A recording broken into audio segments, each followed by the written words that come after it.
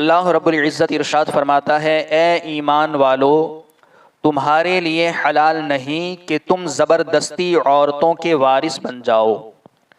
ए ईमान वालो, तुम्हारे लिए हलाल नहीं कि तुम ज़बरदस्ती औरतों के वारिस बन जाओ और औरतों को इस नीयत से रोको, इस रीयत से रोको नहीं कि जो महर तुमने उन्हें दिया था उसमें से कुछ ले लो, सिवाय इस सूरत के कि वो खुली बेहयाई का इर्तिकाब करें और उनके साथ अच्छे तरीक़े से गुज़र बसर करो। औरतों के साथ अच्छी तरीक़े से गुज़र बसर करो। फिर अगर तुम्हें वो नापसंद हो सकता है कि कोई चीज़ तुम्हें नापसंद हो और अल्लाह उसमें बहुत भलाई रख दे। इस आयत के अंदर बहुत ही अहम और प्यारी तालीम दी गई है। वआशिरुहुन्ना बिल मारूफ, अपनी औरतों के साथ अच्छी ज़िंदगी गुज़र बसर करो। इसी तरीके से कि अगर तुम्हारी औरतें तुम्हें नापसंद हो सकता है इसी नापसंदीदगी के अंदर अल्लाह रब्बुल इज़्ज़त ने तुम्हारे लिए बहुत सी भलाई रखी हो। देखिए, तुम्हारे लिए हलाल नहीं कि तुम ज़बरदस्ती औरतों के वारिस बन जाओ। यानी कि इस्लाम से पहले अहले अरब का ये दस्तूर था। जब इस्लाम नहीं आया था दुनिया में, इससे पहले अरब का ये दस्तूर था कि लोग माल की तरह अपने रिश्तेदारों की बीवियों के भी वारिस बन जाते थे। जैसे लोग माल के वारिस बनते हैं, इसी तरीके से इस्लाम से पहले लोग औरतों के वारिस बन जाते थे। अगर रिश्तेदारों की बीवियां होती तो वो उनके वारिस बन जाते। फिर अगर चाहते तो महर के बगैर उन्हें अपनी ज़ौजियत में रखते, बगैर महर के ही अपनी ज़ौजियत में ले लेते, उन्हें उनका महर नहीं देते, या किसी और के साथ शादी कर देते और उनका महर खुद ले लेते, या तो फिर उन औरतों की किसी और के साथ शादी कर देते और महर औरतों को न देते बल्कि वो महर खुद ले लेते, या उन्हें आगे शादी न करने देते, या तो फिर वो उन औरतों को आगे किसी के साथ शादी न करने देते बल्कि अपने पास ही रखते ताकि उन्हें जो माल वरासत में मिला है वो इन लोगों को दे दें। यानी इस वजह से वो उन औरतों की शादी नहीं करते थे ताकि जो माल इन औरतों को मिला है वो इसलिए रोक के रखते थे कि वो तंग आकर के इन्हें मालिक बना दे उस माल का, या तो फिर ये इस बात की वो इसलिए राह देखते कि ये कब तक जिंदा रहती है, जब इंतकाल हो जाएगी तो इसका माल मुझे मिल जाएगा, इसलिए उसे रोक के रखते थे। वो इन लोगों को दे दे इसलिए वो रोक कर रखते, और तब ये उनकी जान छोड़ें, यानी कि इसलिए रोक कर रखते थे ताकि वो माल इन्हें दे दें और तब जाकर के ये इन्हें इजाजत दे कि वो दूसरी जगह शादी करें। या औरतों को इसलिए रोक रखते थे कि ये मर जाएंगी तो ये रोकने वाले लोग उनके वारिस बन जाएं, यानी जो माल उन लोगों ने छोड़ा है। तो उन तमाम लोगों को ये हुक्म दिया गया है, कौन लोग, कि जो अपनी रिश्तेदारों की बीवियों के भी वारिस बन जाते हैं वो, या फिर वो लोग जो महर दिए बगैर औरतों को अपनी ज़ौजियत में रखते हैं वो, या फिर उन्हें किसी और के साथ शादी करा देने के बाद उनका महर खुद खा लेते थे वो, या फिर उन औरतों को इसलिए रोक कर रखने वाले कि ये इनका माल हमें दे दें, या जब ये इंतकाल कर जाए तो इनके माल के वारिस हम बन जाएं। अलगर्ज वो औरतें उनके हाथ में बिल्कुल मजबूर होती और अपने इख्तियार से कुछ भी न कर सकती थी। इस रस्म को मिटाने के लिए ये आयत नाजिल फरमाई गई। ये सारी चीजें इस्लाम से पहले हो रही थी, तो इन तमाम बुरी रस्मों को खत्म करने के लिए, क्योंकि औरतें बिल्कुल मजबूर हो चुकी थी, वो अपनी तरफ से कुछ न कर सकती थी। जिस तरीके से लोग माल के वारिस बनते हैं ऐसे ही लोग रिश्तेदारों की बीवियों के भी वारिस बन जाते, और उन औरतों को आगे शादी करने की ये लोग इजाजत भी न देते, या जिन औरतों की शादी करा भी देते जो महर आता वो औरतों को न देते बल्कि खुद खा लेते थे, या उन औरतों का जो माल होता वो माल के खुद वारिस बन जाते थे। इस तरीके से जुल्म हो रहा था। इन तमाम रस्म को खत्म करने के लिए आयत करीमा नाजिल हुई और कहा गया कि ऐ ईमान वालो, तुम्हारे लिए हलाल नहीं कि तुम जबरदस्ती औरतों के वारिस बन जाओ। लितज़हबू बिबअदि मा आतैतुमूहुन्ना, ताकि जो महर तुमने उन्हें दिया था उसमें से कुछ ले लो।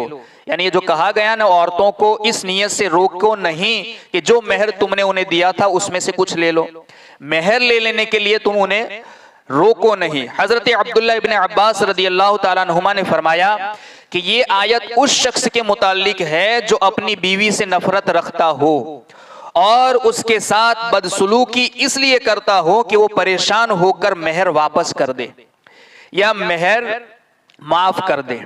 यानी कि यह आयत उस शख्स के बारे में नाजिल हुई कि जो अपनी बीवी से नफरत रखता है, या तो वो इसलिए नफरत रखता है कि वो मेहर उसे वापस कर दे जो उसने अदा किया था, या तो फिर वो मेहर माफ कर दे। इससे अल्लाह ताला ने मना फरमा दिया कि एक कौल ये भी है कि लोग औरत को तलाक देते फिर रुजू कर लेते, फिर तलाक देते, इस तरह औरत को मुअल्लक रखते, लटका हुआ रखते, ना तो वो निकाह में होती न निकाह से बाहर होती। यानी न तो वो किसी और जगह निकाह कर सकती थी और न उसे निकाह वाला कोई फायदा मिलता था। तो इस तरीके तलाक देते फिर रुजू कर लेते इद्दत खत्म होने से पहले, फिर तलाक दे देते। तो इस तरह औरत मुअल्लक रखते थे और औरत को मुअल्लक रखते थे। वो न उनके पास आराम पा सकती न दूसरी जगह शादी करके घर बसा सकती। इसको मना किया गया कि जो अपनी औरतों को तुम रोक करके ना रखो कि जो मेहर तुमने उन्हें दिया था वो उसमें से कुछ ले लो इसलिए, या फिर उन्हें उनका मेहर खाने के लिए इस नीयत से रोक कर ना रखो, या फिर इस तरीके से रोक कर ना रखो कि तलाक दे दो फिर रुजू कर लो, फिर तलाक दे दो फिर रुजू कर लो। तो इससे मना किया गया। बीवियों पर जुल्म और सितम करने वाले गौर करें कि यहाँ जो हालात ज़माने जाहिलियत के बयान किए जा रहे हैं इस आयत के अंदर, इन पर गौर करें कि क्या इन्हीं हालात पर इस वक्त हमारा मुआशरा नहीं चल रहा। यही सब कुछ हो रहा है, औरतों पर जुल्म भी हो रहा है।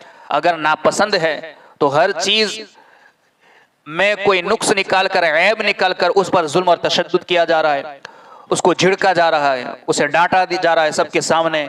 न जाने बल्कि आजकल तो हालात ये हैं कि लोग मारपीट भी कर लेते हैं। औरतों को मारना नहीं चाहिए हालांकि, मगर मारपीट भी करते हैं।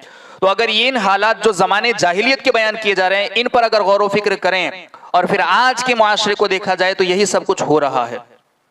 बीवियों को तंग करना, जबरी तौर पर मेहर माफ करवाना, उनके हुकूक अदा न करना, ज़हनी अजियतें देना, कभी औरत को उसके माँ बाप के घर बिठा देना और कभी अपने घर में रखकर बातचीत बंद कर देना, दूसरों के सामने डांट डिपट करना। एक एक बात आज के जमाने में हो रही है कि दूसरों के सामने डांट डिपट करना, लताड़ना, झाड़ना वगैरह। औरत बेचारी शौहर के पीछे पीछे फिर रही होती है और शौहर साहब फिरौन बने आगे आगे जा रहे होते हैं।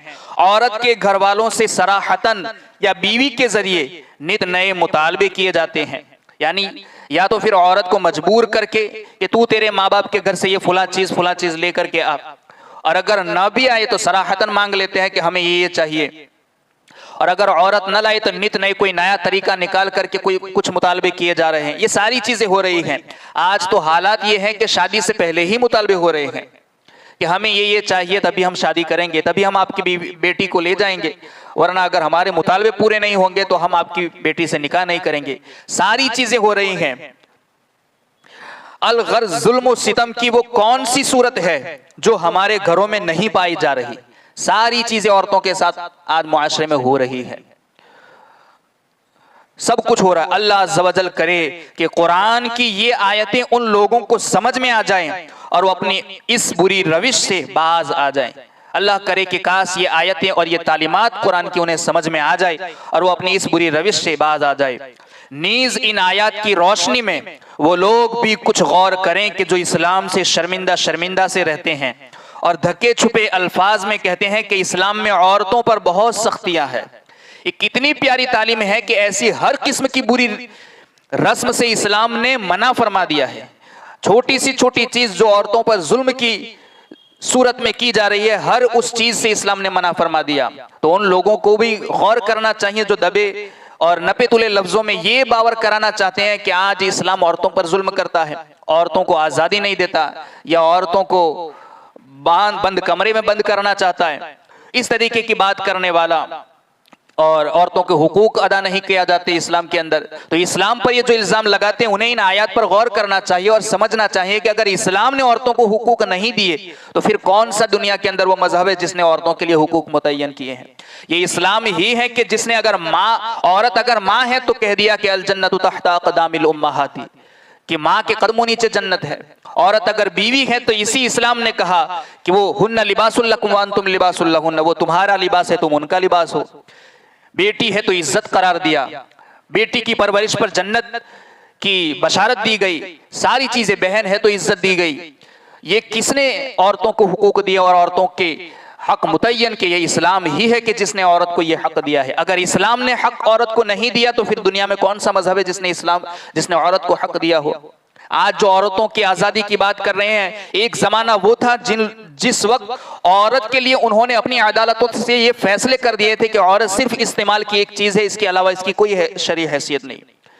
यही लोग जो औरतों की आजादी के नाम पर, औरत कल भी बेची जाती थी, औरत आज भी बेची जा रही है। फर्क कितना है, कल औरतों के बाजार लगते थे, आज हर चीज बेचने के लिए औरत को आगे किया जा रहा है। कल भी औरत को बेचा जाता था, आज भी औरत को बेचा जा रहा है। देखिए आप, कोई भी मॉल हो, शॉपिंग सेंटर हो या कहीं भी देखे, औरत को आगे किया जा रहा है। रोल मॉडल औरत को बनाया जा रहा है। कोई क्रीम बेचनी हो, साबुन बेचना हो, तेल बेचना हो, कोई भी चीज हो, कोई भी कंपनी औरत को आगे कर रही है। औरत कल भी बेची जा रही थी, औरत आज भी बेची जा रही है। ये इस्लाम है जिसने औरतों को इज्जत दी है, बाहया मुआशरा दिया है, बापर्दा उसे घर की शहजादी करार दिया है, बल्कि घर की मलिका बना दिया इस्लाम ने। ये लोग आजादी के नाम पर औरतों का बाजार लगाते हैं। इन्हें गौर करना चाहिए कि इस्लाम में कितनी प्यारी तालीमात हैं। जो इस्लाम को बदनाम करना चाहते हैं कि इस्लाम में औरतों पर सख्तियां हैं, वो देखें कि इस्लाम में औरतों पर सख्तियां की गई हैं या उन्हीं सख्तियों से नजात दिलाई गई है। वो गौर करें इन आयत को पढ़कर कि क्या इस्लाम में सख्ती की गई है या सख्तियों से नजात दिलाई है। फ़असा अन तकरहू शैआ, तो हो सकता है कि कोई चीज तुम्हें नापसंद हो, यानी औरतों में हो सकता है, ऐसा जरूरी नहीं कि सारी चीजें तुम्हें पसंद हो सकता है कि तुम्हें औरतों में कोई चीज नापसंद हो। घरों को अमन का गहवारा बनाने के लिए एक बहुत उम्दा नफ्सियाती तरीका बयान किया जा रहा है। ये जो जुमला कहा गया, वआशिरुहुन्ना फ़असा अन तकरहू शैअन वयजअलल्लाहु फ़ीही खैरन कसीरा, कि अगर तुम्हें तुम्हारी औरतें नापसंद हो, मगर हो सकता है इसी नापसंदीदगी के अंदर अल्लाह रब्बुल इज़्ज़त ने बहुत सी भलाइयां तुम्हारे लिए रखी हो। ये बहुत ही उम्दा और नफ्सियाती तरीका बयान किया जा रहा है कि बीवी के हवाले से फरमाया कि अगर बदखुल्की या सूरत अच्छी न होने की वजह से, या तो बदअखलाकी की वजह से तुम्हें नापसंद हो, या उसकी सूरत अच्छी ना होने की वजह से तुम्हें वो पसंद ना हो, औरत तुम्हें पसंद ना हो तो सब्र करो और बीवी को तलाक देने में जल्दी न करो, क्योंकि मुमकिन है कि अल्लाह ताला इसी बीवी से तुम्हें ऐसी औलाद दे जो नेक और फरमाबरदार हो, बुढ़ापे और बेकसी में तुम्हारा सहारा बने।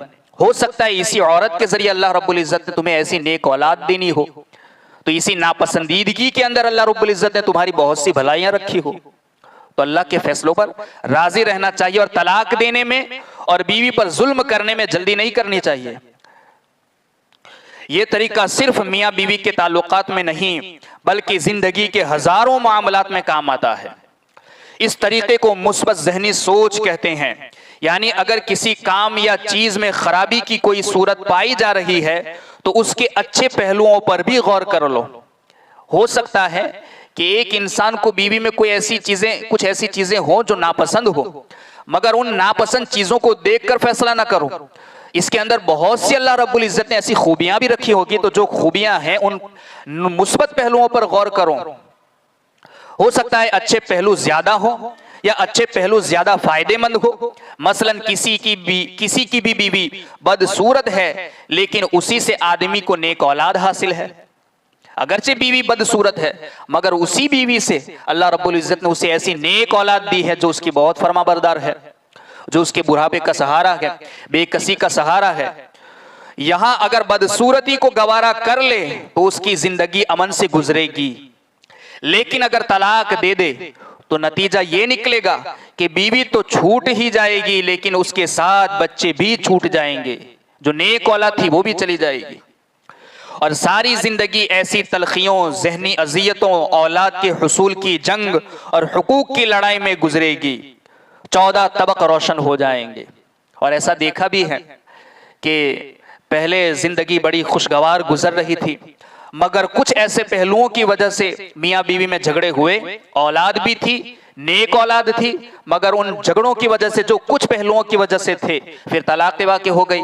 तलाक होने के बाद फिर इस शख्स ने दूसरी जगह निकाह किया, तो इस बीवी से ना तो कुछ औलाद है, औलाद के लिए तरस रहा है, इधर उधर के चक्कर काट रहा है, और वो बीवी जिसे उसने तलाक दी थी, बच्चे भी दर बदर की ठोकरें खा रहे हैं, बीवी भी दर बदर की ठोकरें। अगर उसी के साथ जिंदगी गुजर बसर कर ली होती तो अल्लाह रब्बुल इज्जत ने उसे पहले से औलाद से नवाजा था, और नेक औलाद थी, तो इस तरीके से ना तो ये दर बदर भटकता, ना औलाद दर बदर भटकती, न इसे औलाद के लिए तरसना पड़ता, ना औलाद को अपने बाप के लिए तरसना पड़ता।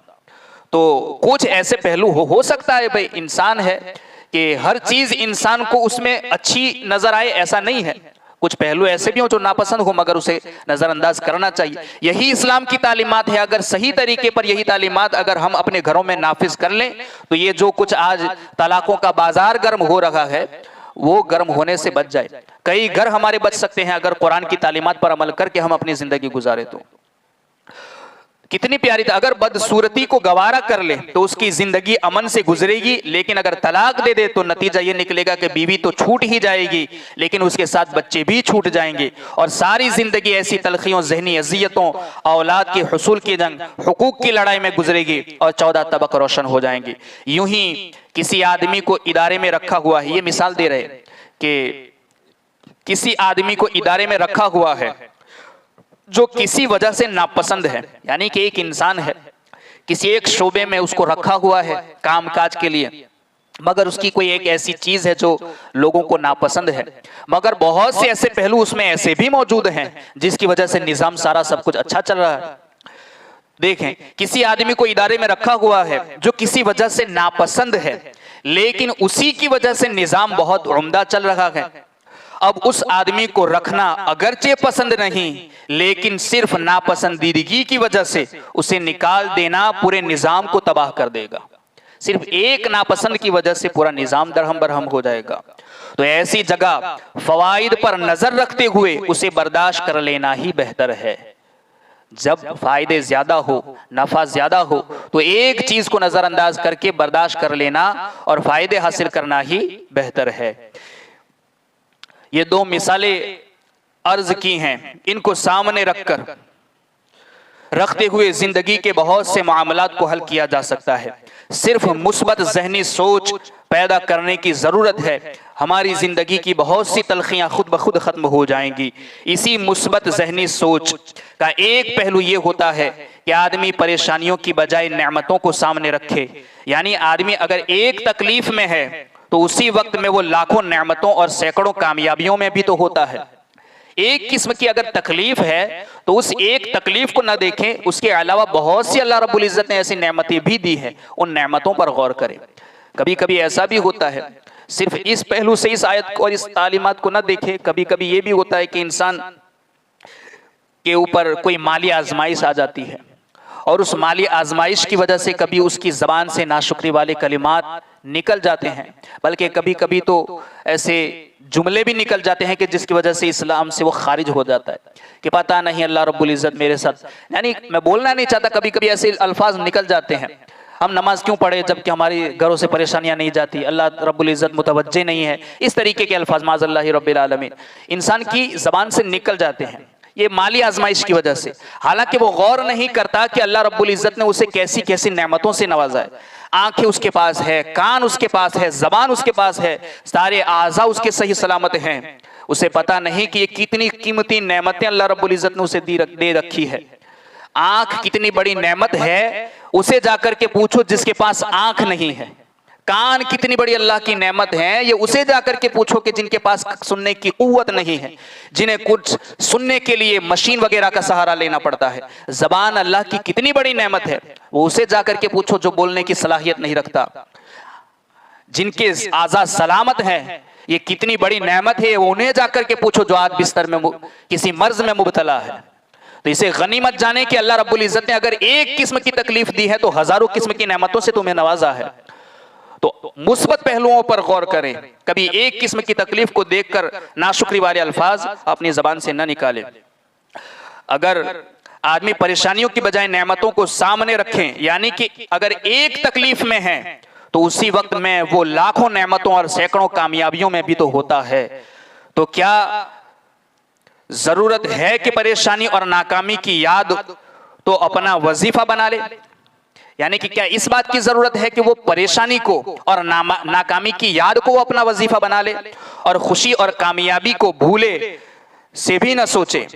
यानी कि खुशी और कामयाबी जो कि उसके पास है और भूलकर भी उसकी तरफ उसकी तवज्जो न जाए, तो ये कितनी बदनीयती की बात होगी और यानी कि हमें नाशुक्री की बात होगी कि अगर एक किस्म की परेशानी है और नाकामी है तो वो उसे तो याद करता है, मगर जो हजारों नेमतें अल्लाह रब्बुल इज्जत ने उसे दी है वो उन नेमतों की तरफ मुतवज्जे नहीं होता। तो इस नुस्खे पर अमल करके देखें, इंशाअल्लाहु अज़्ज़ व जल जिंदगी में खुशियां ही खुशियां भर जाएंगी।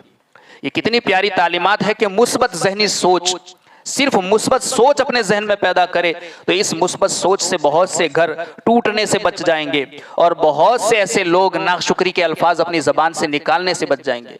इसी तरीके की एक आयत सूरह बकरा में भी गुजरी थी कि अल्लाह रब्बुल इज़्ज़त ने इरशाद फरमाया, असा अन तकरहू शैअन व हुवा खैरुल लकुम व असा अन तुहिब्बू शैअन व हुवा शर्रुल लकुम वल्लाहु यअलमु व अंतुम ला तअलमून। कि कई मर्तबा ऐसा होगा कि जो चीज़ें तुम्हें नापसंद होगी वह हुआ खैरुल लकुम, हो सकता है कि अल्लाह रब्बुल इज़्ज़त ने उन्हीं में तुम्हारे लिए भलाई रखी हो। व असा अन तुहिब्बू शैअन व हुवा शर्रुल लकुम, और कई मर्तबा ऐसा भी होगा कि जिसे तुम पसंद करोगे हालांकि वही चीज़ तुम्हारे लिए बुरी होगी, वह हुआ शर्रुल लकुम, बुरी होगी। तो तुम्हारे लिए क्या अच्छा है क्या बुरा है तुम नहीं जानते। वल्लाहु यअलमु व अंतुम ला तअलमून, अल्लाह बेहतर जानता है तुम नहीं जानते। तो जो दिया है उसी पर अल्लाह का शुक्र अदा करें। अल्लाह रब्बुल इज़्ज़त कही सुनी बातों पर हम सबको अमल की तौफीक अता फरमाए। अल्लाहुम्मा रब्बना नव्विर क़ुलूबना बिल क़ुरआन व ज़य्यिन अख़लाक़ना बिल क़ुरआन व नज्जिना मिनन नार बिल क़ुरआन व अदख़िलना फ़िल जन्नति बिल क़ुरआन। अल्लाहुम्मा रज़ुक़ना तिलावतल क़ुरआन, अल्लाहुम्मा हदिना हिदायतल क़ुरआन, अल्लाहुम्मा रब्बना आतिना शफ़ाअतल क़ुरआन व सल्लल्लाहु तआला अला खैरि ख़ल्क़िही व नूरि अर्शिही मुहम्मदिन व अला आलिहि व अस्हाबिही अजमईन बिरहमतिका या अरहमर राहिमीन।